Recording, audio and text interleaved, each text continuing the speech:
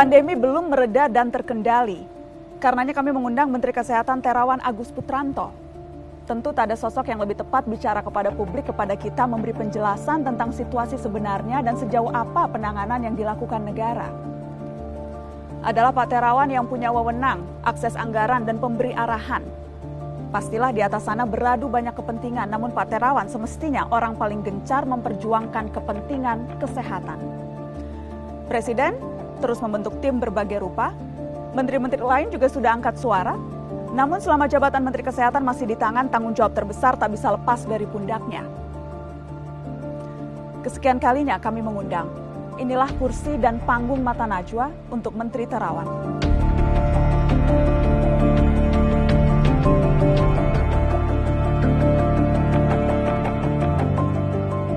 Mengapa menghilang, Pak?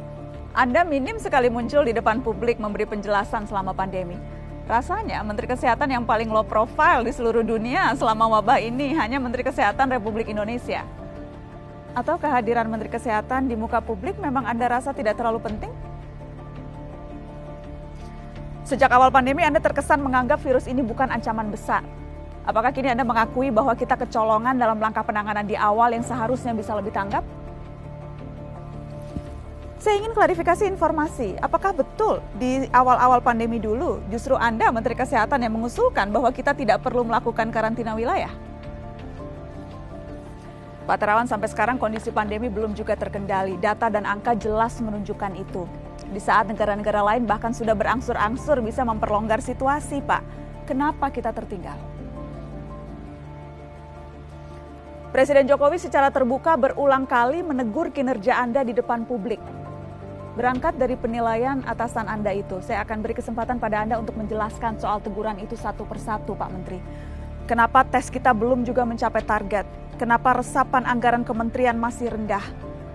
Kenapa berbagai peraturan dan birokrasi masih berbelit di Kementerian Kesehatan? Dan kenapa perlindungan tenaga kesehatan kita belum maksimal? Spesifik soal tenaga kesehatan, angka kematian nakes kita sangat tinggi dan masih terus naik. Bukankah Menkes seharusnya menjadi pelindung dan pembela utama nakes? Kapan perbaikan bisa kita lihat? Masih saja ada disparitas antara data pusat dan data daerah.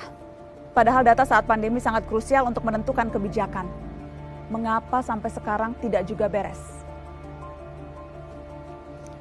Bagaimana dengan data bahwa gedung Kemenkes menjadi klaster perkantoran terbesar di Jakarta? Kenapa tidak terbuka dan transparan lalu menutup kantor, Pak? Pak Terawan, ada banyak Menteri Kesehatan yang mundur karena penanganan COVID-19. Misalnya Menteri Kesehatan New Zealand, Ceko, Polandia, Brazil, Chile, Pakistan, Israel, Public Health Director-nya mundur, Kanada, Public Health Agency Presidennya mundur. Pertanyaan saya, Pak, apakah penanganan kita lebih baik dari negara-negara yang Menkesnya mundur itu? Yang jelas bukan hanya desakan ke Presiden, tapi publik diantaranya lewat petisi meminta kebesaran hati Anda untuk mundur saja.